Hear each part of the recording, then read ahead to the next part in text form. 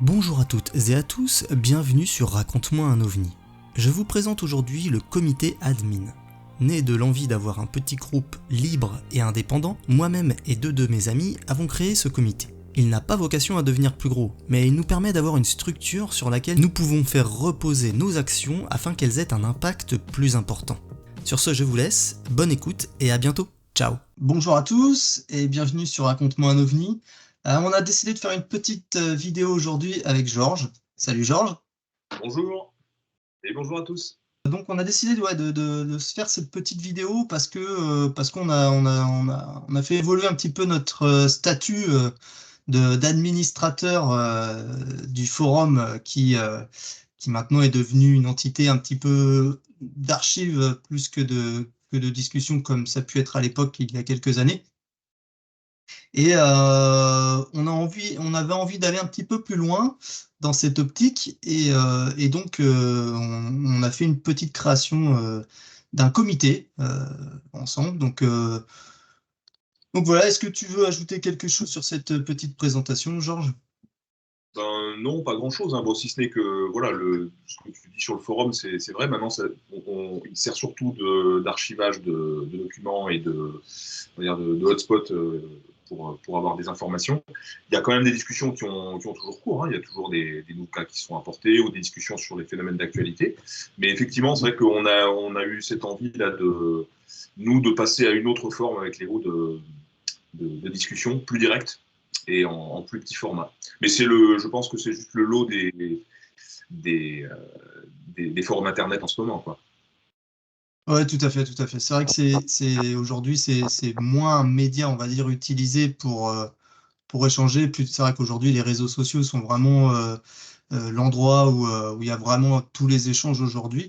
Mais comme tu le dis, malgré tout, le forum reste actif et il y a quand même encore des membres, on va dire, historiques et puis des nouveaux qui arrivent un petit peu tout le temps, voilà, qui viennent chercher de l'information, qui viennent témoigner parfois. Donc, euh, donc ça reste quand même quelque chose de vivant malgré tout. Tout à fait. Voilà. Ce que je te propose, en introduction de la vidéo, qu'on présente un petit peu ce comité qu'on a créé. On peut commencer déjà par bah, de qui est-il composé, ce comité, et puis comment il s'appelle? Voilà. Et tu veux que je démarre Allez, vas-y, je te laisse et la primeur. je fais en même temps un petit historique pour que tout le monde comprenne bien qui on est. Donc, on est 3 administrateurs du forum Les Mystères des OVNI. Léo, toi, Pierre et moi, Georges, donc Hannibal sur le forum, pour ceux qui connaissent.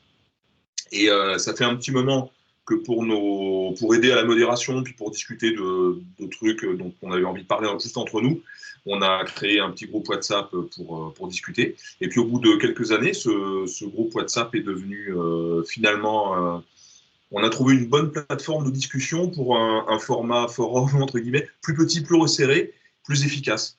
Parce que dans un forum, évidemment, on a tendance à tout le temps rabâcher les mêmes questions. Quand on veut reprendre une discussion, il faut reprendre tout le fil sur plusieurs pages. C'est souvent pas très simple. Là, c'est un autre format qu'on a testé. Puis, en plus, on s'entend, les trois, on s'entend très, très bien. Et ça permet donc des discussions, des réflexions entre nous qu'on a trouvé assez utile et complémentaire finalement au forum. Ça allait dans le sens de ce qu'on avait envie de faire.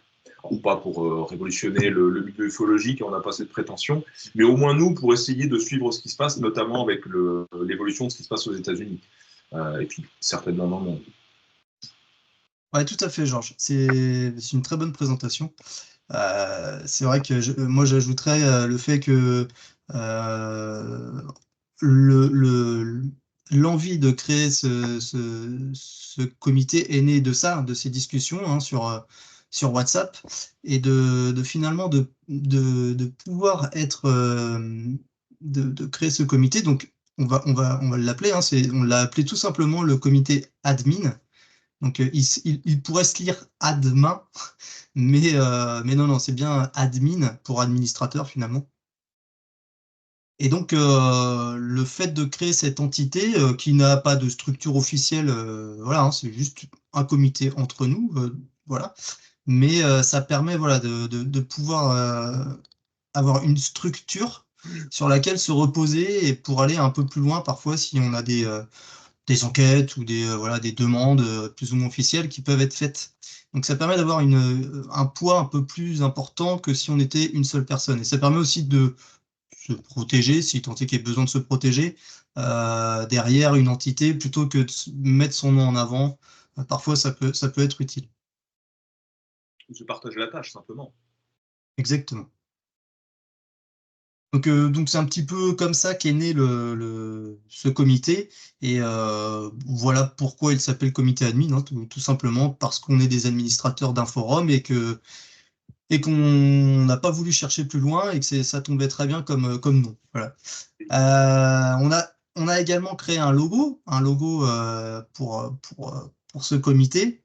Euh, il est né d'une concertation entre nous trois. On s'est dit que ce serait sympa d'avoir un logo, voilà. On n'a pas de badge ni de pins à vendre. Pas encore. Ça va venir. Pas encore, ouais. On pourra faire du merchandising, pourquoi pas derrière, mais non, c'est pas du tout l'objectif du comité. C'est pas du tout lucratif. C'est vraiment, c'est à but non lucratif complètement. Et, de toute façon, on n'a pas de structure officielle, hein, comme je disais, on n'est pas une association, on n'est rien du tout. Donc, on n'a pas vocation du tout à faire de l'argent ou quoi. Moi, je m'étais fait un petit badge, hein, un petit badge pour ma chaîne Raconte-moi un ovni, mais voilà, c'est pareil, c'est pas pour faire de l'argent, c'est pour être reconnaissable, un petit peu comme le polo que tu portes aujourd'hui. On voit que c'est ouais, ouais. Donc voilà, c'est juste histoire de et non, voilà, c'est super classe, Georges. Donc très bien sur le logo et puis le nom. Et bon, je te laisse présenter la composition de ce comité, de qui il est composé. Oui, et donc il est composé de Léo, que vous connaissez sur le forum, de toi, Pierre, et de moi. On vient tous de milieux complètement différents, d'âges différents. Je crois que Léo est le plus jeune. Il est dans le milieu des arts, hein, il me semble, de l'expertise. Toi, Pierre, je te laisserai peut-être te présenter parce que j'ai du mal à cerner ton job. Ah ben mon travail, c'est pas compliqué, c'est agent secret. Donc comme Ah bon, ça, c'est ça, voilà, voilà, voilà. voilà. Voilà. Et Non, moi, non, non, mon emploi, c'est simplement, je suis électrotechnicien en bureau d'études. Voilà. je suis artisan. Voilà. Donc c'était amusant de voir comme tous les trois, bah, finalement, on arrivait à mélanger nos idées et à faire ressortir de nouvelles autres idées. Et, voilà. Et on a trouvé que finalement, c'était une bonne chose, quoi. Ça nous permettait de voir un peu plus clair. Ouais, Non. complètement. La synergie de nous trois, elle est assez forte et elle marche bien. Étonnamment bien parce que on vient d'horizons différents, hein. C'est vrai, comme tu le dis, on vient d'horizons professionnels complètement différents. Euh, on, on vient également tout ce qu'on en est d'une génération différente. Je pense qu'entre l'âge qu'a Léo, qui est le plus jeune, et puis toi, qui est le plus vieux d'entre nous, moi, en fait, je me situe, je pense, à peu près au milieu. Et ce qui fait que, en fait, ça apporte aussi une vue un petit peu différente voilà, des choses, hein. On voit tous les choses un petit peu différemment. Mais pour autant, je trouve que la synergie, elle marche bien. Elle marche bien et ça permet voilà, dans les discussions qu'on a sur WhatsApp, c'est quelque chose qu'on avait remarqué, c'est que on parle très très souvent vocalement plutôt que par écrit. Et le fait de pouvoir s'exprimer sur ce média en vocal, eh bien, on n'est jamais coupé par l'autre. Ce qui fait que on peut vraiment aller au bout de notre idée et de notre réflexion. Et la personne qui l'écoute ensuite, ça lui permet de rebondir et de réfléchir à sa réponse de manière voilà, un peu plus pondérée et de manière plus structurée. Et en fait, ça marche vraiment super bien. Ça. On a vraiment des super bons échanges sur ce flux de discussion. C'est vraiment bien, quoi. Si je peux compléter un peu, Oui. faut dire c'est valable pour n'importe quel sujet d'étude, mais spécialement en ufologie. On a beaucoup tendance à tourner dans des milieux assez fermés où on est dans un entre-soi. Où évidemment, on s'entend dire ce qu'on a envie de s'entendre dire et on finit par se retrouver dans des communautés où on rabâche les mêmes trucs et on a les mêmes idées et tout ça. Et justement, le truc qui fonctionnait bien et qui nous a donné cette idée, hein, je pense que tu me confirmeras, Pierre, c'est que justement, nous, on a globalement la même direction de recherche, mais en gros, on a des façons de voir les choses qui sont différentes.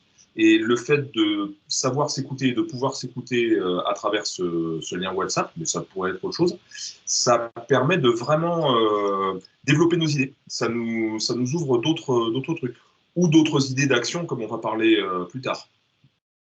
Ouais, tout à fait, tout à fait. C'est vrai que c'est vraiment c'est bien résumé, très très bien résumé, Georges, sur le sur la fonction de discussion de WhatsApp. Ouais, tout à fait. Eh bien, écoute, on pourrait aborder le sujet justement pour rebondir sur ton dernier propos, des buts ou en tout cas des objectifs qu'on qu'on s'est fixé plus ou moins, parce qu'on s'en est pas vraiment fixé, mais du moins des idées euh, de ce que le comité admin pourrait donner. Donc, bah, je t'en prie, vas-y.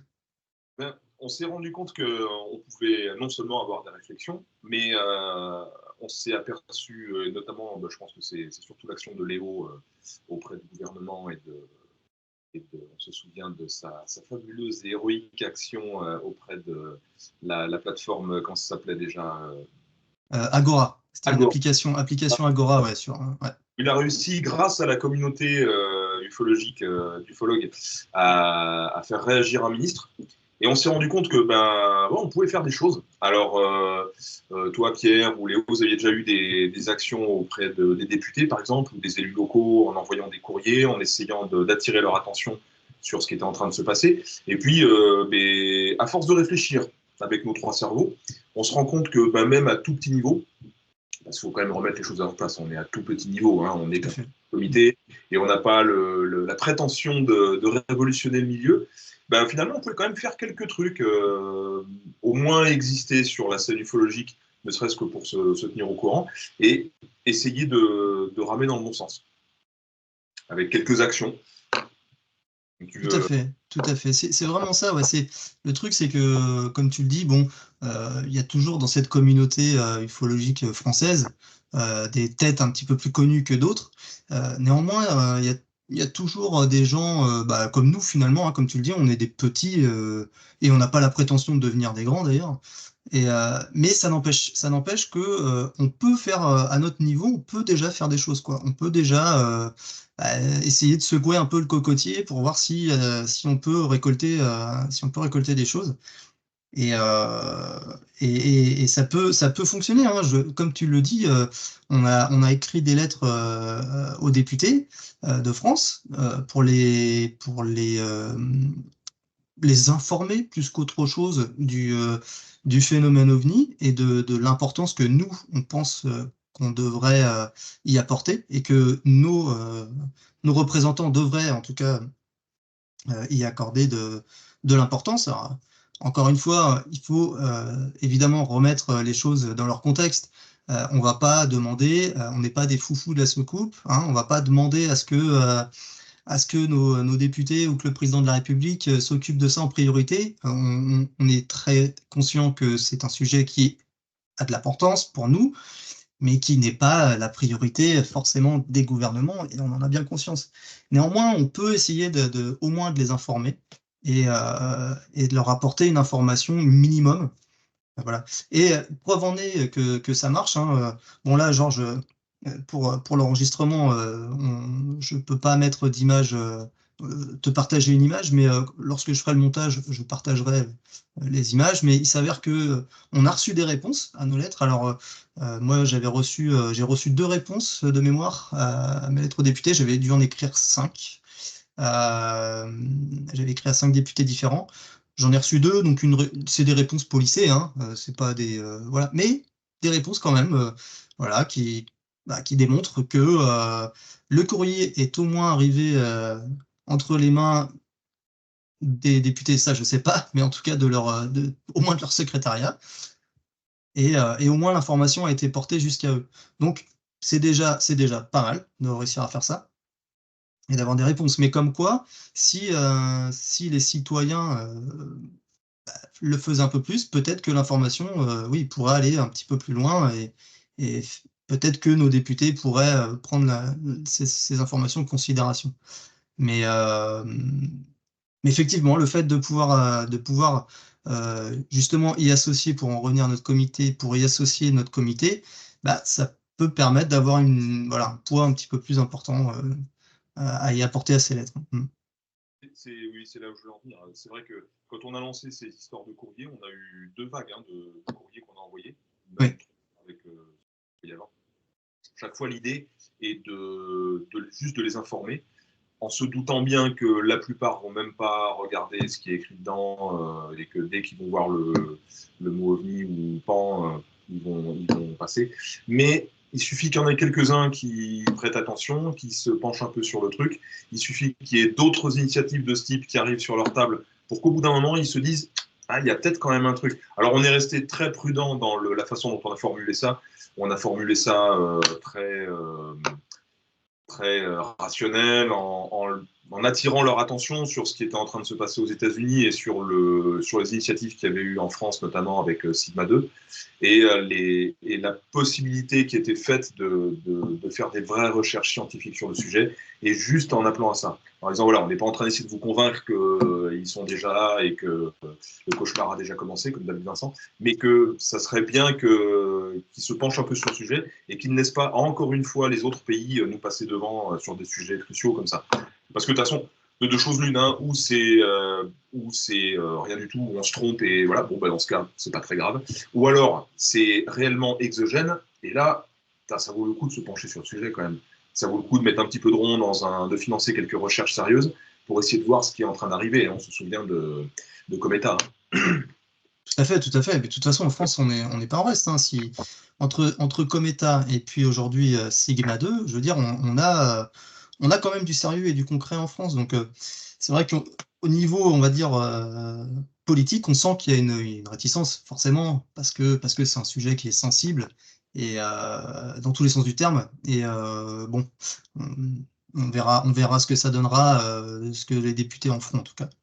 Euh, Est-ce que tu veux embrayer sur tes recherches personnelles On va y venir, on va y venir. J'avais envie d'abord de parler de notre adhésion au CIPO, hein, qui d'ailleurs a été faite en grande partie via toi, Georges. Hein. C'est toi qui es en contact la plupart du temps avec le CIPO, donc bah, je te laisse peut-être en parler un petit peu.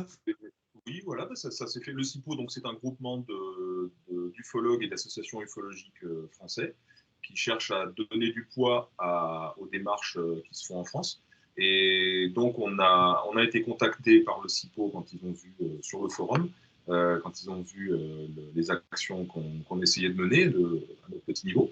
Et puis bah, du coup on s'est mis d'accord sur la charte du CIPO qui est très basique, hein, qui donne juste des grandes lignes de l'idée générale, ce vers quoi on veut aller, donc en l'occurrence, voilà, une recherche scientifique et quelque chose de sérieux sur le phénomène. Et donc, on a décidé d'y adhérer pour pouvoir ajouter une petite pierre à l'édifice et peser un petit peu aux prochaines actions qui vont se faire, qui sont un petit peu du même ordre, hein, des courriers, des choses comme ça, ou des initiatives, alors là, plus importantes auxquelles ils ont participé, comme l'Eco-Event de l'an dernier, mais des choses qui vont dans le bon sens. Donc on s'est dit, bah, allez, on y va, quoi. Sachant que chaque groupement, chaque association ou chaque individu qui est dans le CIPO garde son indépendance d'action en dehors. Hein. C'est pas une secte ou un. Voilà. Ouais, tout à fait. Ben, c'est d'ailleurs ce qui nous a plu hein, dans le fait d'adhérer au CIPO, c'est le fait que ça nous laisse complètement les mains libres. On fait ce qu'on veut pour autant. Il y a ni d'obligation ni dans un sens ni dans l'autre. C'est très collégial comme je trouve comme structure. Donc il y a pas de faux semblants ou voilà, de non-dit ou quoi. Donc non, non, je trouve que c'est pas mal. Et comme tu le dis, ça permet. Ils ont quand même. Enfin, le CIPO a participé l'année dernière à l'Eco-Event. Pour rappel, l'Eco-Event, c'était un week-end entier de conférences sur le phénomène OVNI, aussi appelé PAN hein, en France, au sein de la Sorbonne. Donc, quand même un endroit rempli voilà, c'est quand même symbolique de parler de ce sujet à la Sorbonne même.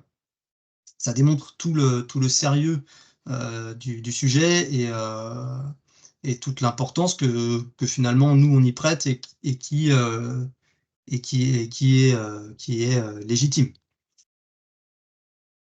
Tout à fait. Ça montre que le tournant a commencé à être pris. C'est ça, on va dire que on va pas dire que c'est un changement de paradigme, mais ça commence à, voilà, le point de vue même des médias, on voit que ça commence à évoluer petit à petit.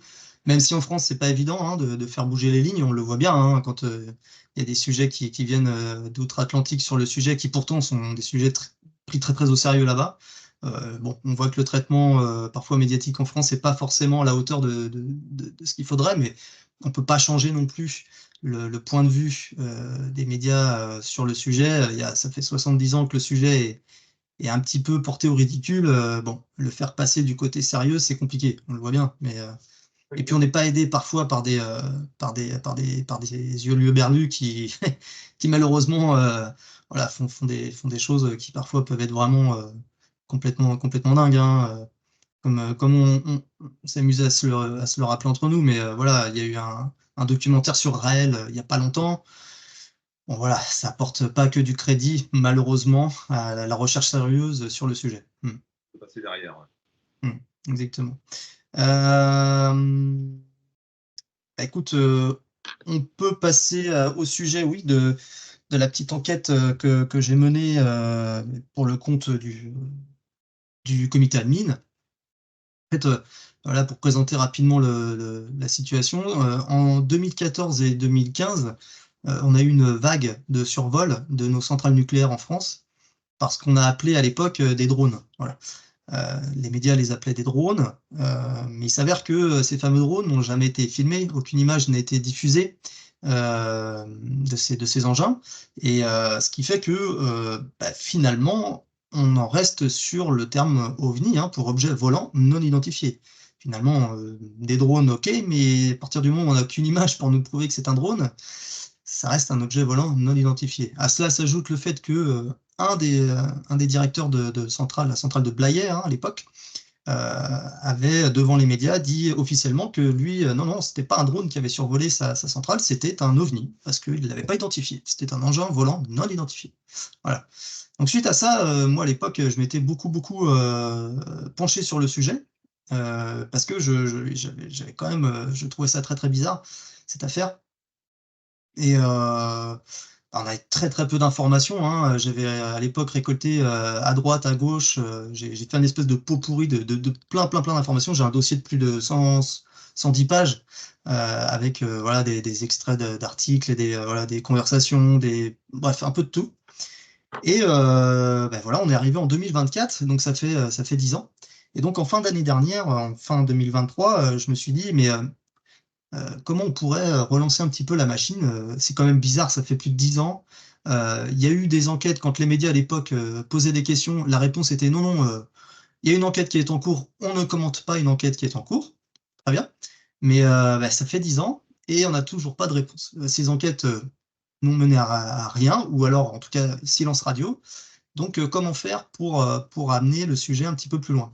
Et c'est ce que j'ai apporté au comité admin en disant, moi, ce sujet m'intéresse, et est-ce qu'on pourrait pas faire des recherches en France? Est-ce qu'on n'a pas quelque chose comme la FOIA en France, qui nous permettrait voilà, de faire des demandes officielles en fait, de documents qui ne seraient pas secret défense et qui pourraient être, ou alors pourraient être, on va dire, secrets, mais qui pourraient être expurgés des informations dites sensibles, mais auquel on pourrait avoir accès quand même. Hein. Alors, rappelle-moi le terme anglais pour FOIA, c'est Georges? Information Act.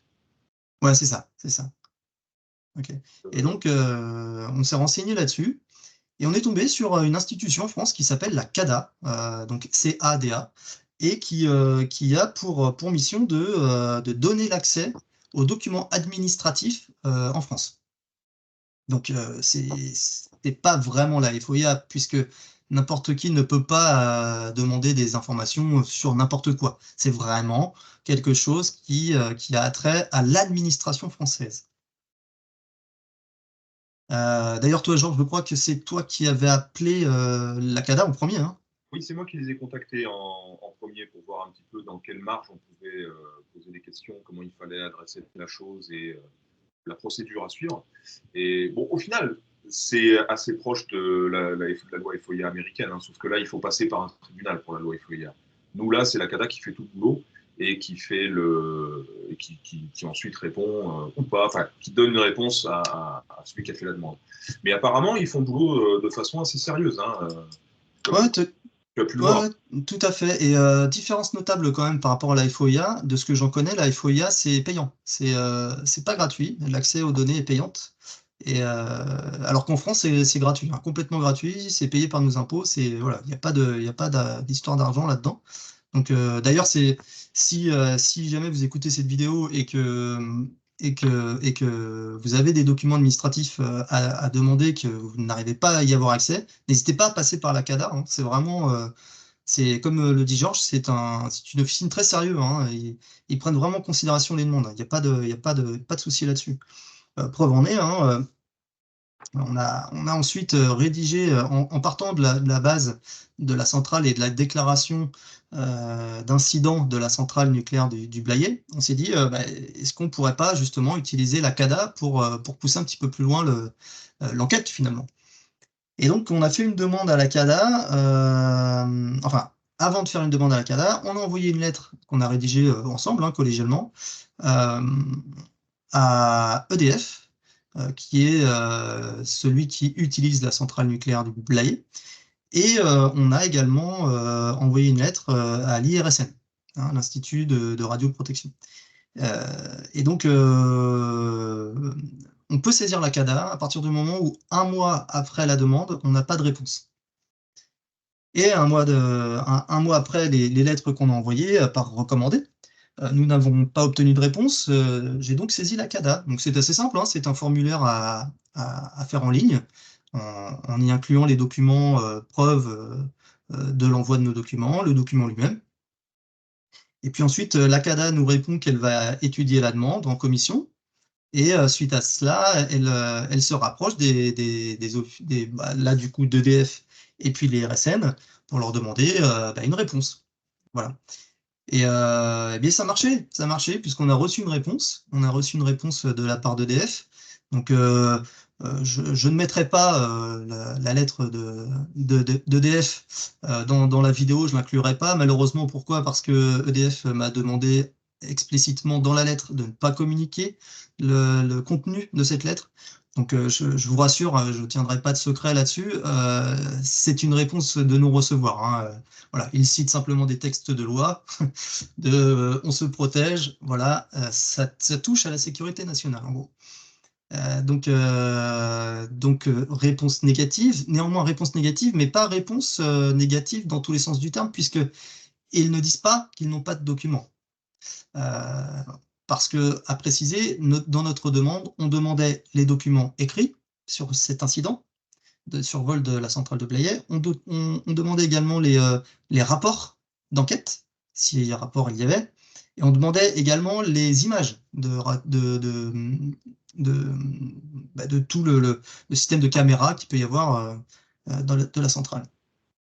Alors évidemment, on ne s'attendait pas à une réponse forcément positive, hein, on n'est pas né de la dernière pluie, mais qu'ils ne tentent rien à rien. Et le fait est que leur réponse était négative, mais non dénuée d'intérêt dans le sens où ils n'ont pas dit qu'ils n'avaient pas de documents.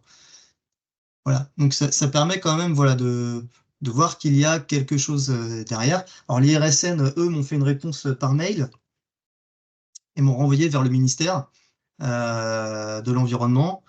Bon, j'ai envoyé une lettre au ministère qui malheureusement reste sans réponse aujourd'hui, et je pense qu'elle restera ad vitam aeternam sans réponse. C'est pour resituer un peu le truc, le problème, ce qui nous a, à ton initiative, ce qui nous a un peu étonné dans cette histoire de Drovny. Moi, je faisais partie de ceux qui pensaient à une solution pragmatique, hein. Même à la limite, les Russes ou n'importe quoi, des drones militaires, quelque chose de réel. Mais après tout ce pataquès, le nombre de survols qu'il y a eu, la durée, tout ça, là, 10 ans après, force est de constater que on n'a toujours aucun témoin qui est sorti du bois, ou quasiment pas. On n'a pas de témoin qui est sorti du bois pour nous dire ce qu'ils avaient vu. On n'a aucune image, alors qu'on parle quand même de centrale nucléaire. Donc c'est pas perdu au fin fond de la jungle amazonienne. Il y avait des gendarmes, il y avait des journalistes, il y avait le personnel central. On n'a pas un témoin, on n'a pas une image, pas une vidéo, rien, pas une photo, que dalle. Si vraiment ça avait été des drones de type tourisme ou même professionnel, qui volaient là pendant donc, plus d'une heure avec des gros spots et puis qui échappent aux hélicoptères de la gendarmerie sur 14 km, je crois, hein, et qui n'ont jamais pu être interceptés. Non, là, il y a un truc qui ne va pas. On sait très bien que dès qu'il y a une action de Greenpeace sur une centrale nucléaire, tout de suite, on a des photos. Ce n'est pas classé secret défense. Pourtant, ça concerne la défense des centrales. Ce n'est pas classé secret défense. Donc, qu'est-ce que c'est que cette histoire alors, de deux choses l'une, hein, ou c'est l'Ouzbékistan qui nous envoie des drones hyper sophistiqués, ou il y a quelque chose d'autre. Hein. Et alors, le problème est toujours pareil, on a des bruits de couloir ou des témoignages de seconde main qui nous arrivent des centrales, mais qui sont très très rares, qui parlent d'engins plutôt de forme ovoïde, lumineux, qui font des départs instantanés, et qui ont la taille d'une voiture. On est loin du drone quand même. Hein. Donc évidemment, ça a piqué notre curiosité. Et l'idée, en s'adressant aux autorités sur ce sujet-là, c'était au moins de voir comment ils réagissaient. C'est-à-dire qu'on se doutait qu'ils n'allaient pas nous dire ah bah oui, bah maintenant que vous le dites, c'est vrai qu'on a quelques vidéos. Ouais, c'est vrai que ça ressemble à des ovnis quand même. On va vous les passer. Si vous voulez en HD, on va même vous les faire en HD. On se doutait bien qu'on n'allait pas avoir ça. On n'était pas complètement naïfs. Mais le fait d'avoir un refus et la façon dont est fait le refus, c'est déjà une information. Et comme tu dis, Pierre, le fait que le refus est en n'explicitant pas qu'ils n'ont rien, mais qu'il y a quelque chose, mais que du coup c'est classé secret défense, ça veut dire il y a quelque chose. Il y a des vidéos. De toute façon, je ne vois pas comment ils pourraient ne pas avoir de vidéos, c'est juste pas possible. Ou de personnes capables de témoigner, de dire ce qu'ils ont vu. Hein, il doit y avoir des rapports écrits, il doit y avoir 50 000 rapports d'incidents. Ça doit grouiller entre la gendarmerie, l'armée qui a été impliquée dans l'histoire, pour ceux qui penseraient que ça pourrait être des drones de notre armée pour faire des tests. On peut tout imaginer. Hein. Y a les personnels de sécurité centrale. Ça fait beaucoup de monde impliqué dans un truc où on n'a rien. Où la ministre de l'époque, comment elle s'appelle Très bonne question. Oui, c'était Ségolène Royal. Avait expliqué que oh là là, les drones de loisirs, les pilotes de drones de loisirs étaient des sacrés polissons, en gros, qui s'amusaient à faire les andouilles au-dessus des centrales nucléaires. Et là, les associations de drones de loisirs avaient répondu en disant non, mais nous, on n'a pas les moyens de faire voler des trucs comme ça. Hein. On peut pas aller comme ça au-dessus d'une centrale et pendant plus d'une heure et puis éclairer des zones et faire. Et ne pas se faire abattre par la gendarmerie ou l'armée. Ouais, parce que c'est ça, hein, c'est ça le truc, c'est qu'il y a eu quand même beaucoup d'incursions qui graves. Hein, il faut noter qu'on a eu des survols de centrales nucléaires, mais pas que à l'époque. Hein, on a eu je crois que c'est la rade de Brest, autour par là-bas, qui a des sous-marins nucléaires, qui a été survolé par des drones. Et là, je me dis, à partir du moment où on a quand même des endroits très très sensibles qui sont survolés de cette manière, et qu'on n'arrive pas à appréhender finalement les pilotes, ou en tout cas ces engins, bon, ça dénote quand même qu'il y a un problème quelque part. Il y a quelque chose qui colle pas. Je pense que ça pourrait faire l'occasion d'une vidéo entière, Pierre, sur ta chaîne. Oui, tout à fait, tout à fait. Bah, de toute manière, oui, non, mais tu as raison. Dans le sens où, de toute manière, comme je te l'ai déjà dit, moi, je m'arrête pas à cette action. Je vais continuer mon enquête de mon côté sur le sujet. Je vais creuser le sujet, essayer d'aller un petit peu plus loin, de tisser des liens peut-être avec des gens qui sont peut-être dans le nucléaire ou qui y étaient, peut-être, à voir en tout cas s'il y a moyen d'obtenir d'autres informations, même si là, on touche un sujet très très sensible et bon, on ne veut pas s'attirer non plus des ennuis, hein, parce que non, mais c'est vrai, on va pas non plus. Le but étant pas d'avoir voilà, les Men in Black qui se pointent à la maison ou le GIGN, mais ça reste un sujet intéressant. Hein. Moi, je suis vraiment parce que voilà, quand on s'intéresse un minimum au phénomène OVNI, on est très bien au fait que le nucléaire et les OVNI ont un lien. Alors lequel exactement, difficile de l'expliquer, mais en tout cas, ce qui est sûr, c'est que les deux sont en lien. L'un est intéressé par l'autre, ça c'est sûr. Donc on verra. On essaiera d'explorer en tout cas cette enquête, et puis on tiendra les gens au courant. À voir si je partagerai peut-être le document en pièce jointe de cette vidéo, le document qu'on a pu rédiger de notre petite enquête pour le moment. Euh, voilà. Alors, je voulais également aborder le sujet, Georges, des fameuses fiches qu'on a envie de créer au sein de notre comité. Donc, bah, je te laisserai en parler, puisque c'est toi qui a la charge, entre guillemets, de faire les premières fiches, en tout cas la rédaction. Donc je te laisse la parole. Dure tâche, surtout de la part d'un artisan qui n'a pas d'études universitaires, même si j'ai des études de mon côté.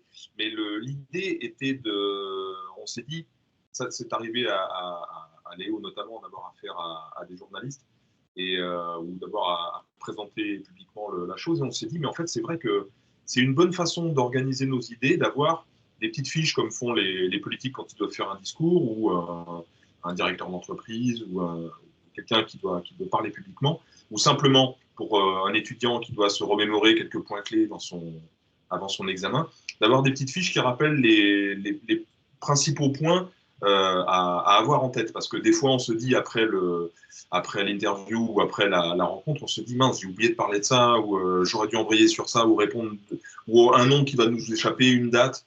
Il y a quelques éléments clés, et même avec nos trois cerveaux mis en ligne, on ne peut pas se souvenir de tout, ça ne fonctionne pas. Donc on s'est dit, on pourrait se rédiger des petites fiches, mais alors, une fiche aussi, dans quel sens? Parce qu'une fiche, ça peut être un petit Bristol sur lequel on met 3 notes qui nous servent pendant l'interview, ou pendant le moment où on a besoin de préparer ça, l'intervention.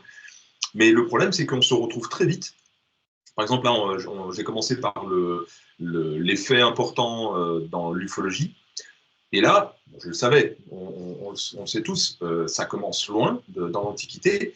Et puis, si on s'attache uniquement aux événements sérieux et on va dire remarquables, ben, il y en a énormément. En fait, il y en a énormément. Dès qu'on creuse un petit peu, il y en a plein qui sortent. Tous nous semblent plus intéressants les uns que les autres. Donc, il faut arriver à trier un peu le bon grain de livret et en sortir une page ou deux de synthèse pour avoir, en gros, un regard rapide sur ce qui s'est passé. Et puis, ensuite, on peut... Donc, là, on est en train d'envisager de faire d'autres fiches. Alors, ce qu'on est en train de raconter là, évidemment, c'est à usage interne du comité admin, hein. On en parle parce qu'on trouve que l'idée est peut-être pas con, sans doute que d'autres l'ont eu aussi avant nous et le pratiquent aussi, mais je pense que c'est une bonne façon d'organiser, de structurer son raisonnement, et puis des fois aussi de prendre un recul sur des événements ou sur des faits, et puis tout à coup de les voir sous un autre angle, quoi. Donc là, il va falloir qu'on en fasse sur, par exemple, les commissions scientifiques qui ont été menées depuis la Seconde Guerre mondiale, ou les différentes vagues. Enfin, il y a un tas de choses qu'on peut... les points de corrélation entre les observations. Il y a un tas de choses qu'on peut mettre comme ça sur fiche pour rationaliser la chose. C'est une façon c'est comme un mémorandum pour nous, c'est une façon de se souvenir ou de se rappeler des choses, mais c'est aussi une façon de restructurer ce qu'on sait, ou apprendre de nouvelles choses, pour en tirer de nouvelles informations. Ouais, tout à fait, tout à fait. Et en plus, pour en revenir à ce que tu disais au départ, la manière dont est née cette idée de fiche. Alors effectivement, il y a Léo qui a eu affaire à des médias, hein, suite à son coup d'éclat grâce à l'application dont j'ai perdu le nom. Mais Agora, oui, voilà. Mais aussi dans la sphère personnelle, où quand il y a justement quand il y a eu le fameux Echo Event à la Sorbonne, avec Léo, on y a participé. Et voilà, moi j'ai posté 2-3 photos sur mes réseaux sociaux de cet événement.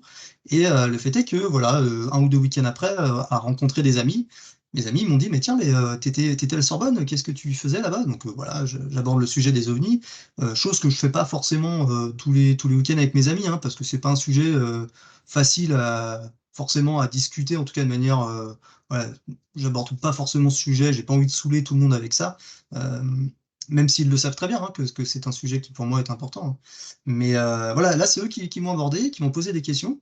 Et notamment une amie qui me dit, mais alors ok, le sujet, ok, il a l'air sérieux, en plus la Sorbonne, tout ça, mais pourquoi c'est si sérieux? Qu'est-ce qu'il y a de sérieux là-dedans? Voilà. Et donc, bah oui, comme tu le dis, il faut structurer sa pensée, il faut structurer son discours pour pouvoir avoir un discours qui soit construit, concis, qui soit pas trop, parce que on peut très très vite partir dans des trucs, on peut partir très très loin hein, avec le phénomène OVNI. Donc il faut réussir à garder voilà, des bases. Et c'est vraiment ça l'idée des fiches, c'est d'avoir des bases sur lesquelles on peut reposer notre discours, notre pensée, et surtout à des gens qui sont assez néophytes sur le sujet. Parce que si on leur dit tout de suite à ces gens-là, on va leur parler des révélations de David Grosh aux États-Unis, de récupération d'engins exotiques ou quoi, non, là on va perdre les gens tout de suite. C'est pas une bonne approche, je pense en tout cas. Et on en pense ce qu'on en veut de ce sujet. Mais voilà, le fait de faire des fiches, de peut-être de remettre les choses à plat, de dire voilà, de remettre des dates, de remettre comme tu le dis, hein, des études scientifiques sur le sujet, ça permet voilà, de garantir un sérieux et de garder son auditeur, en tout cas la personne avec qui on est, on la garde avec nous sur le sujet, quoi. Tout à fait. Voilà.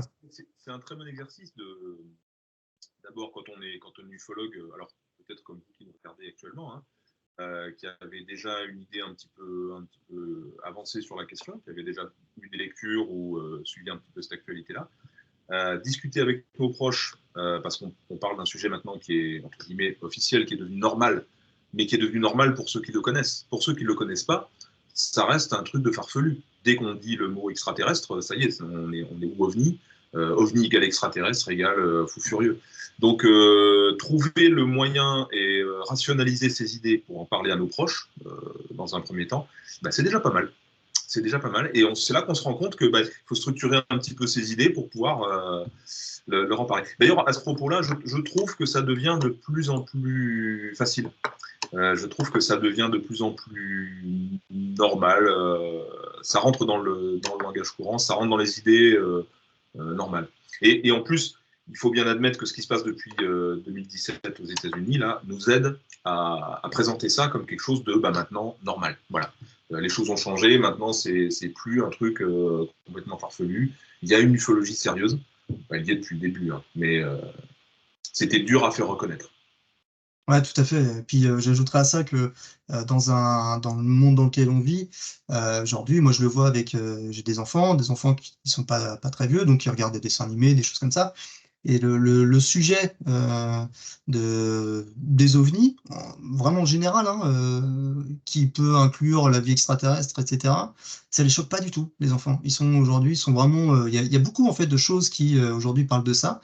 Ça les choque pas, ils sont pas choqués. Après, ça reste des enfants, hein, donc évidemment, quand on a un enfant, on a un imaginaire qui est beaucoup plus grand que quand on est un adulte. Et, mais ça démontre quand même ça rentre dans la société un peu plus qu'avant. Et pour en revenir au phénomène OVNI en lui-même, effectivement, je te rejoins sur le fait que depuis 2017, c'est beaucoup plus facile pour nous de, oui, d'aborder ce sujet de manière sérieuse. Voilà, quand ça passe aux infos et que aux infos de France 2 ou TF1, même si le sujet est abordé très très largement, on va dire, mais voilà, et quand il y a le mot OVNI, le mot Pentagone, reconnaissance du Pentagone, vidéo du Pentagone, bah, tout ça, ça apporte du poids, voilà, ça apporte du crédit en fait au discours. Et voilà, après, évidemment, il y aura toujours des foufous de la soucoupe, malheureusement, hein, mais quand on aborde le sujet sérieusement et qu'on n'est pas là tout de suite à mettre le casque en alu sur la tête et puis à faire le foufou, bah, les gens nous écoutent, hein, et puis il y a un vrai débat qui peut s'ouvrir, quoi. Donc c'est vraiment intéressant et je suis d'accord avec toi que c'est on sent que les temps changent par rapport à ce sujet, c'est vrai. Ouais. Si je peux compléter avec quelque chose, parce qu'on a eu des discussions sur le forum pour le coup sur ce sujet-là, beaucoup d'ufologues qui avaient un bon background, qui ont un bon background sur l'ufologie, ont eu cette réaction face aux révélations d'abord de 2017, puis d'autant plus maintenant avec celle de Grush, de se dire oulala, mais qu'est-ce que ça cache ça peut pas être ce qu'on croit. Ils nous préparent un truc, la porte va se refermer, ils vont utiliser ça pour décrédibiliser le sujet. Ça va être.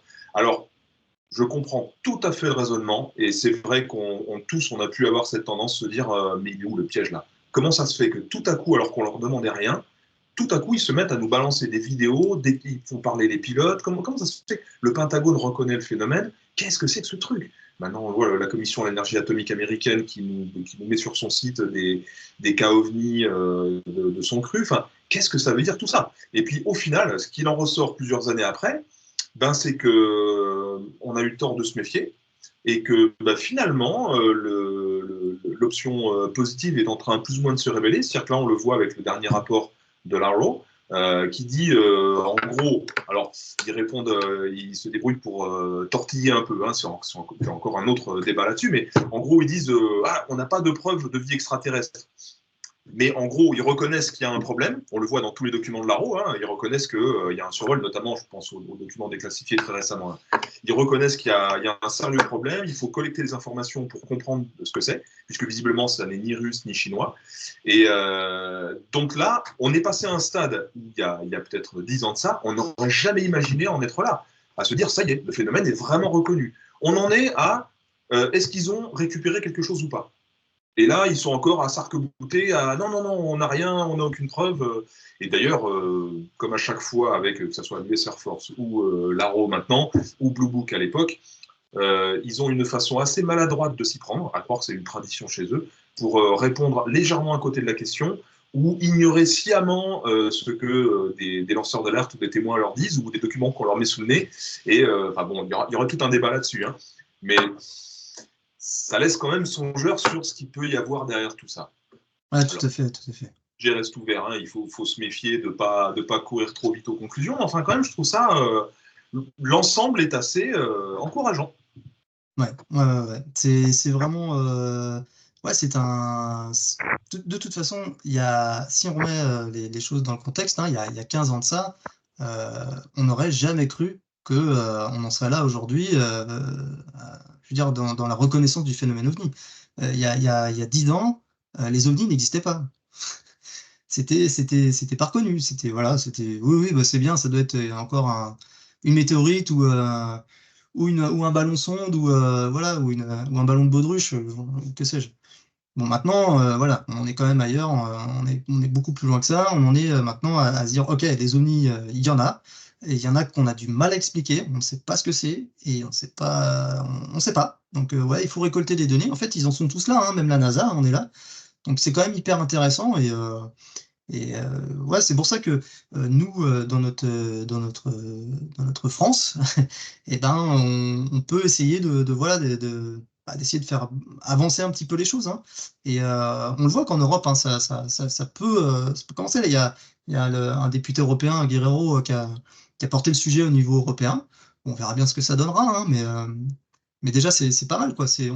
Voilà, on sent qu'il y a quand même un mouvement, malgré tout, depuis qu'il y a eu quelque chose aux USA. On sent qu'il y a un mouvement, malgré tout, dans le monde, qui potentiellement peut faire avancer les choses. Hein. Il faut qu'on rende hommage quand même, parce que là, on aurait presque l'air de croire qu'on fait partie de ceux qui font bouger les choses. Il faut quand même rester très modeste. On est un tout petit comité et on fait un tout petit. On accompagne le mouvement. Mais il faut quand même rendre hommage, à mon avis, outre l'initiative du CIPO, qui est bien plus vaste que nous et qui est très très efficace, à mon avis, mais surtout je pense à Sigma 2 de la 3AF, qui fait vraiment un boulot remarquable, qui a rendu un rapport là qui est extraordinaire. Il y a des avancées dessus. On n'en est plus à savoir si le phénomène est réel ou pas. On en est à analyser sur quelle fréquence on les retrouve, comment ça se va. Enfin, ils vont beaucoup plus loin que tout ce qu'on avait pu imaginer jusque-là. C'est le digne représentant poursuivant de Cometa. Et eux, ils vont beaucoup, beaucoup plus loin, avec des gens très, très pointus et avec un sérieux ça fait vraiment plaisir à voir. C'est grâce à eux que là, actuellement, on se montre avec nos vrais visages et nos vrais noms et qu'on n'a pas des voix déguisées en se tenant dans l'ombre pour pas qu'on nous reconnaisse. Ouais, exactement. On ne fait pas partie de cela, je pense. Non, mais tu as raison C'est grâce à ces initiatives-là que ça devient normal.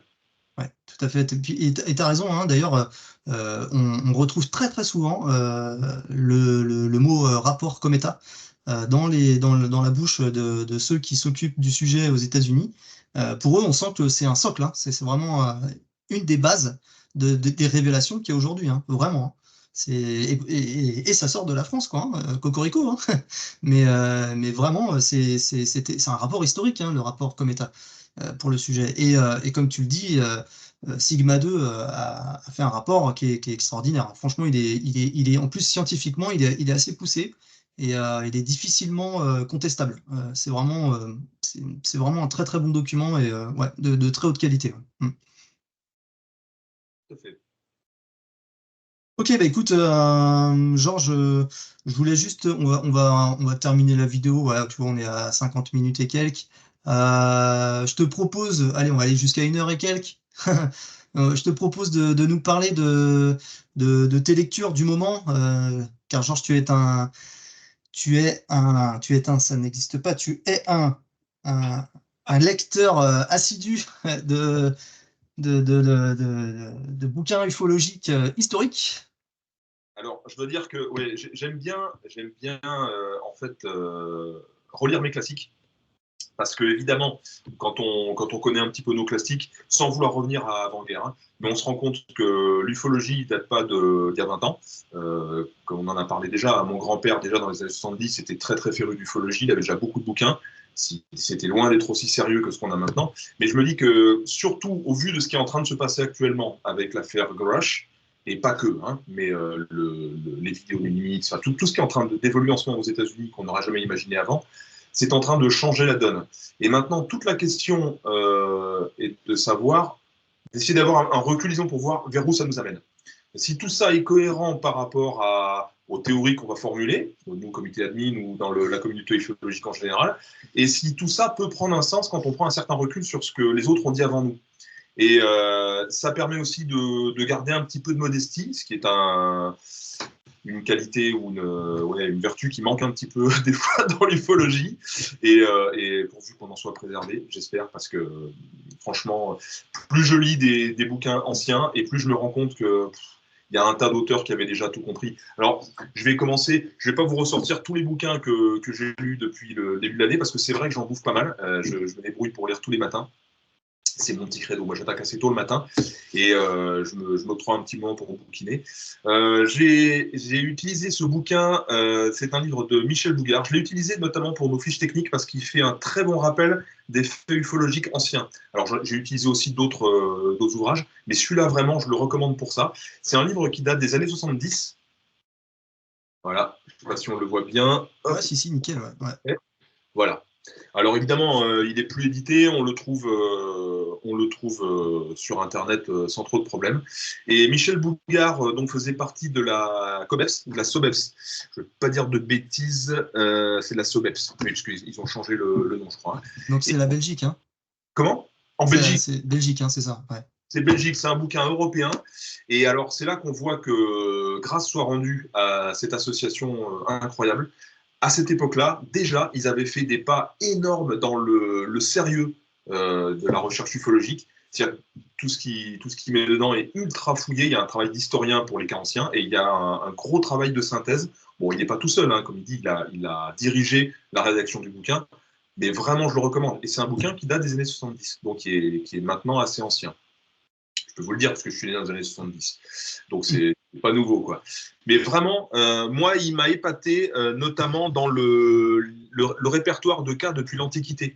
Il y a un tas de cas, pourtant, je croyais, comme beaucoup d'entre nous, m'y connaître un peu sur le sujet. Encore une fois, je suis tombé de ma chaise, sachant que je le lis pour la deuxième fois déjà. Hein. Je suis encore tombé de ma chaise en retrouvant des cas qui nous ramènent à l'Égypte antique, à la Grèce antique, aux auteurs comme Pline l'Ancien, qui parlent de phénomènes qui n'ont pas l'air d'être des phénomènes atmosphériques, hein, puisqu'ils connaissent les météores, ils connaissent les nuages lenticulaires, tout ça. Là, on parle pas de ça, on parle de boucliers volants, on parle de phénomènes où il y a un double soleil, enfin des choses qui sont assez étranges. Et chose très très bizarre qui m'avait échappé aussi, c'est les cas du 17e, 18e, on les connaît, hein, ceux de Nuremberg et tout ça, mais ceux du 19e siècle, j'ai réalisé qu'il y avait des vagues de soucoupes volantes au 19e que je ne connaissais pas du tout, notamment aux États-Unis. On connaît tous cette fameuse vague de Airship de 1898. Elle est vraiment d'un bout à l'autre des États-Unis en synthétisant. Donc, ce sont des observations d'engins en forme de, nous on appellera ça des cigares. À l'époque, ils appelaient ça des dirigeables parce qu'on était à l'aube de l'apparition des dirigeables. C'était la pointe de la technologie de l'époque. Le dirigeable, notamment allemand Zeppelin, qui était censé survoler les États-Unis. Sauf que maintenant, on sait très bien que c'est juste impossible. Il n'y a aucun Zeppelin qui volait comme ça à cette époque-là, capable de se déplacer de nuit avec des feux, avec se poser, faire des fois des démarrages très accélérés. Alors, évidemment, toute cette documentation est prise sur des coupures de presse de l'époque. Donc, la presse de l'époque, il faut la prendre avec des pincettes. Il ne faut pas tout prendre au pied de la lettre. Des fois, ils brodent un petit peu, ils en rajoutent. Mais il n'en reste pas moins qu'il y a quand même un fond qui est très, très impressionnant d'observations de la côte est à la côte ouest. Et ces observations de 1898 sont précédées les années avant, 10 ans avant, 20 ans avant. Il y a déjà des vagues d'observations de ces mêmes engins, alors qu'ils sont interprétés différemment. Et puis, comme à cette époque-là, on n'a pas l'idée de l'OVNI et puis peut-être de l'origine extraterrestre, et encore, même nous, on ne sait même pas à quoi on a vraiment affaire. Donc, ils ne font pas le lien. À l'époque, on parle plutôt peut-être un riche milliardaire qui vivrait au Canada et qui ferait des opérations secrètes. On se souvient que ça aura inspiré Jules Verne avec Robur le Conquérant, et son engin en forme de cigare avec des petites hélices qui lui permettaient de se déplacer dans le monde entier. Enfin, c'est vraiment très, très intéressant. Cette vague de 1898 ou 19, je ne sais plus, c'est à cheval sur ces années-là, s'est poursuivie en 1910-1911 en Angleterre, avec à nouveau des Zeppelins. Alors là, on sent que la guerre est en train de se pointer tout doucement. Donc là, pareil, on ne parle pas d'extraterrestres, on ne parle pas d'engins exogènes, machin, c'est les Allemands qui survolent l'Angleterre. On sait très bien maintenant qu'à l'époque, les Allemands étaient très très loin avec leurs Zeppelins de pouvoir aller en Angleterre, observer les sites qui les intéressent et revenir en Allemagne après. C'était complètement impossible. En plus de nuit, avec des moteurs très rudimentaires, c'était pas imaginable. Et les descriptions qui sont faites à cette époque-là sont les mêmes qu'on a au milieu du 19e siècle aux États-Unis et qu'on va retrouver un peu après, mais nous en les appelant différemment et en parlant de vagues de nuit. Donc je trouvais vraiment ce bouquin super, super intéressant.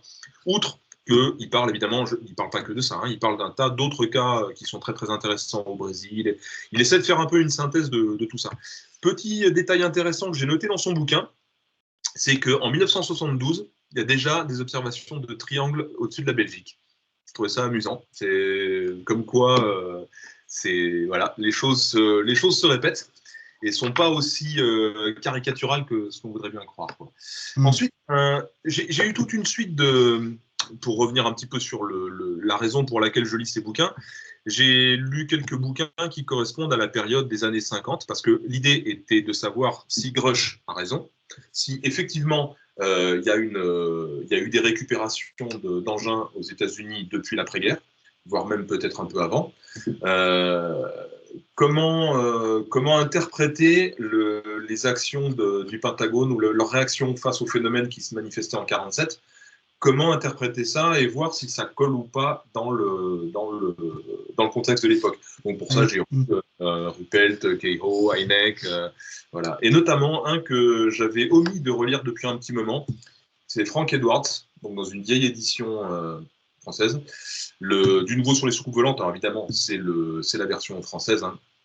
C'est un livre qu'il a écrit peu de temps avant sa mort. Je ne sais même pas s'il a pu terminer le livre. Ça devait être en 68 ou 69. Donc il est juste au moment où la commission Condon est en train de se réunir, ou vient de se réunir et n'a pas encore délivré son rapport. Donc c'est intéressant de le voir faire quelques digressions sur tout ça.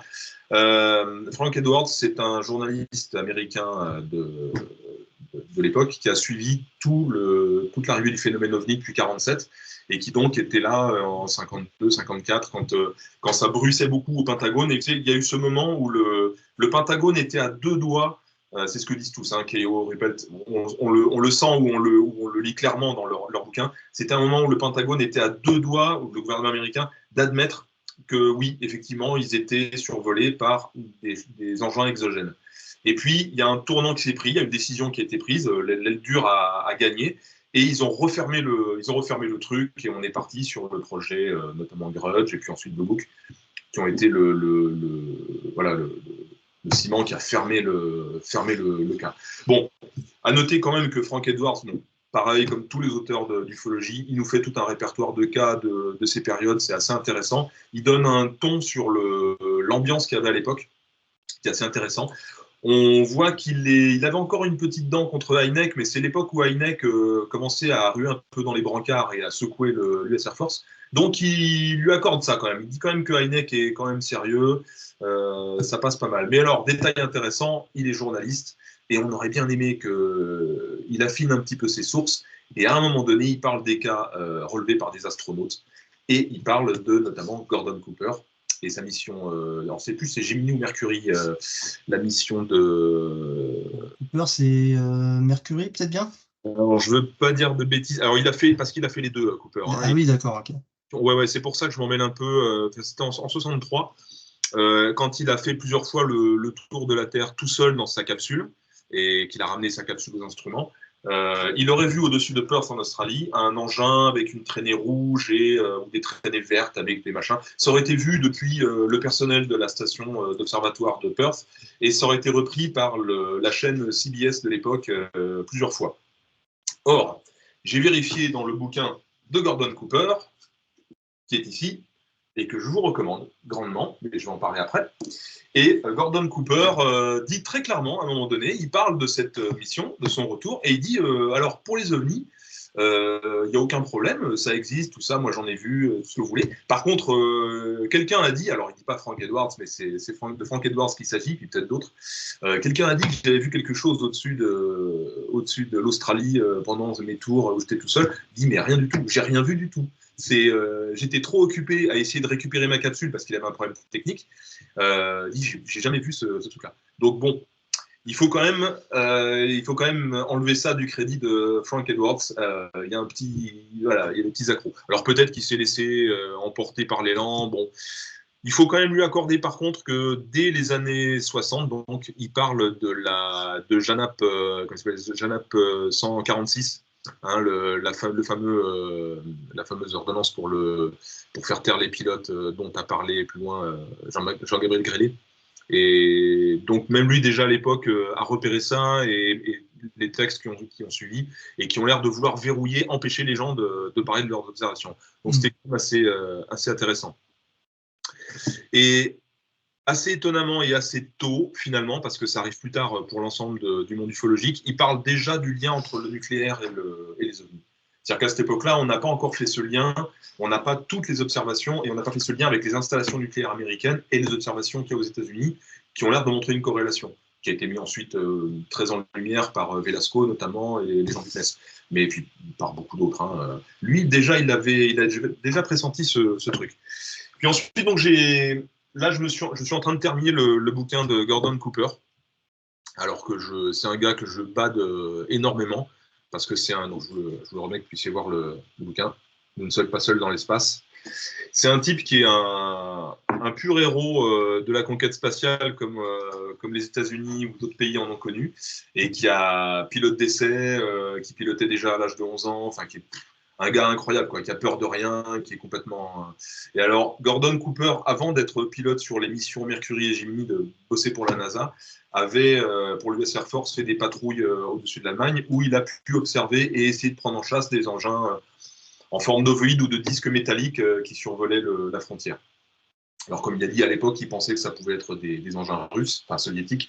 Et puis, rapidement, ils se sont rendus compte que d'une part, ils ne pouvaient pas les rattraper, et que d'autre part, c'était pas du tout des soviétiques, c'était pas possible. Ça allait beaucoup trop vite, beaucoup trop loin. Et c'est Gordon Cooper qui, chargé de filmer des atterrissages de l'U-2, alors je ne sais plus si c'était à Groom Lake, je vais relever l'endroit parce qu'il le dit dans le bouquin. Il le dit d'une façon un peu cachée. Mais bon, il avait une équipe de tournage qui était là avec des caméras à séquence qui filment en ralenti, en gros, pour faire filmer l'atterrissage de l'avion et voir comment il se comporte en arrivant sur le sol, dans un fond de lac asséché. Donc il était chargé de filmer ça. Il s'absente à un moment donné pour faire autre chose. Et quand il va rejoindre son équipe, c'est son équipe qui le rejoint complètement excité parce qu'ils viennent de filmer un ovni qui s'est posé à 20 mètres devant eux. Donc un disque volant avec 3 pieds, le truc comme dans les films, quoi. Et donc lui dit, Et vraiment, il n'y a aucune raison de contester ce qu'il dit. Hein. Il dit j'ai tout de suite contacté, il y a un numéro pour ça au Pentagone, j'ai contacté le Pentagone qui lui a dit vous développez le film pour le sécuriser, vous ne faites aucun tirage et vous envoyez tout ça au Pentagone et le plus vite possible, avec un avion direct. Donc il l'a fait et il dit évidemment j'ai regardé les tirages, j'avais pas l'interdiction de regarder les tirages. Et il dit là j'ai vu la séquence d'atterrissage de ce disque très très nette à 10 mètres, hein, donc l'engin était en plein jour avec des caméras de très haute qualité de l'époque. Donc il voit l'engin se poser, repartir, redécoller au moment où ils ont essayé de s'approcher. Et donc il dit c'est incontestable. Donc il a envoyé tout ça et évidemment plus aucune nouvelle. Et je suppose que maintenant le Pentagone niera toute connaissance de ces agissements. Voilà.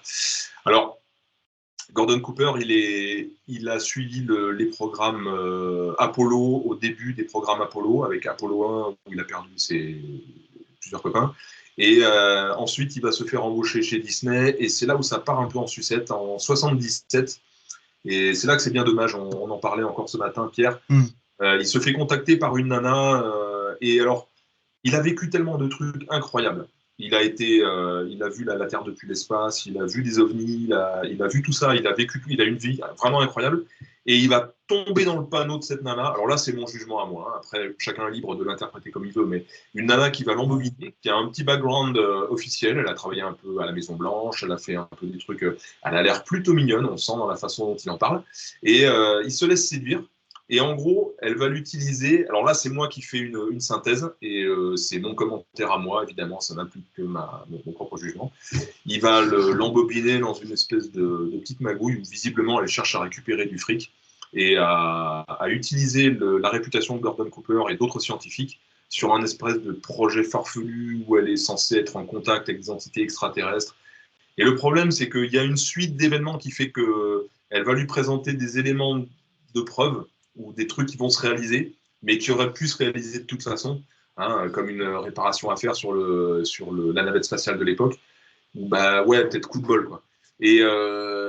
Mais bon, très visiblement, et puis le truc va finir par tomber à l'eau. Alors ça tourne autour de Tesla, ça tourne autour de réception. On voit que même lui, il comprend pas bien où est-ce qu'ils veulent en venir, hein, parce que dans son bouquin, il reste très vague là-dessus. On voit qu'il est comme un lapin dans les phares d'une automobile, quoi. Elle l'a un petit peu manipulé, puis comme elle lui demande pas d'argent, elle lui soutire pas de fric. En fait, l'idée, à mon avis, hein, c'était plutôt qu'il serve de caution morale pour le truc et qu'elle puisse récupérer du pognon. Hein. Notamment, elle a monté tout un plan pour monter la fameuse tour de Tesla qui était censée diffuser de l'énergie libre à travers le monde. Et bizarre, ça n'a pas marché. Enfin, si des fois elle avait pu récupérer les 65 000 $ qui étaient prévus pour le projet, voilà, peut-être que là, elle aurait disparu et qu'il se serait dit mince, je me suis un peu fait avoir, quoi. Bon, c'est mon avis. L'énergie, elle aurait pas été libre, mais par contre, elle aurait été libre. Ouais. Mais tout à fait, tout à fait. Alors je dis ça, c'est pour ne pas nier ce côté un peu sombre du bouquin de Cooper, de Gordon Cooper. Mais en même temps, je trouve que ça montre surtout qu'il s'est fait avoir, quoi. À mon avis, il s'est fait avoir. Il donne les éléments dans son bouquin qui montrent qu'il s'est fait avoir. Et ça veut dire que ça n'enlève absolument rien à ses propres observations ou l'histoire qu'il raconte. Et d'ailleurs, pour ceux qui aiment la conquête spatiale, je vous recommande vraiment son bouquin pour sa description de la préparation et du décollage des missions Mercury et Gemini, où il raconte ça très très bien. Et on en a presque des sueurs froides à l'imaginer debout sur sa fusée. Je ne peux qu'appuyer ce que tu dis. Je l'ai lu ce bouquin parce que je crois que c'est toi qui me l'avais conseillé ce livre. Oui. Et je l'ai lu et c'est vrai que toute cette partie où il parle de ça, on est avec lui, quoi. On est vraiment avec lui. Enfin, pour tout passionné de conquête spatiale, on est avec lui, quoi. On est vraiment, c'est bien, c'est écrit comme si on était avec lui. C'est vraiment bien. Ouais. Notez que ça a été un ami de Van Braun, qui a été Oui. le scientifique allemand récupéré pour sa science des fusées, et où il avait une admiration sans borne pour Van Braun. Lui n'était pas du tout pour la thèse du nazi repenti, et d'ailleurs il dit même que Van Braun n'était pas nazi, hein. Il n'a jamais atterri au parti. Ouais. Je voudrais faire une petite aparté, vite fait, pour remercier un ami à moi, officier de police aux États-Unis, honoraire, qui va se reconnaître, c'est Man, qui m'a offert ce magnifique patch, vous le reconnaîtrez, la mission Apollo 14, qui est la mission Alors, il m'en a offert quelques autres aussi, hein, et c'est un copain qui est super sympa qui m'a envoyé ça. C'est la mission de Edgar Mitchell. Et oui. Se regretter Edgar Mitchell. Donc voilà. Donc merci Man. C'est vrai que c'est un très beau cadeau. Hein. Ça, j'avoue que là, ouais. T'es gâté. T'as de la chance. Je suis jaloux. Hein. J'avoue, je suis jaloux. Ça a fait ma semaine. Bon. Oui, mais merci Georges. Merci pour cette revue de lecture. Hein, parce que c'est vraiment passionnant. Et puis de redécouvrir ces vieux ouvrages, mais qui en fait sont de très près liés à l'actualité ufologique finalement. On s'en rend compte en les relisant, hein, la preuve. Et donc et qui regorge d'informations essentielles en fait, hein, à la compréhension du phénomène OVNI. Donc merci Georges. Ce que je te propose, c'est qu'on va arrêter ici. Hein. On est à combien? 1h15. On blablate beaucoup. Hein. C'est dans nos habitudes. Bon, c'était un plaisir de te recevoir, Georges, et je pense qu'on recommencera ça d'ici peu, histoire de pourquoi pas explorer d'autres sujets tout aussi passionnants. D'accord. Et bien, avec plaisir. Je te dis au revoir, Georges, et je dis au revoir à tout le monde, et puis à très bientôt hein, sur la chaîne Raconte-moi un OVNI. Ciao. Ciao.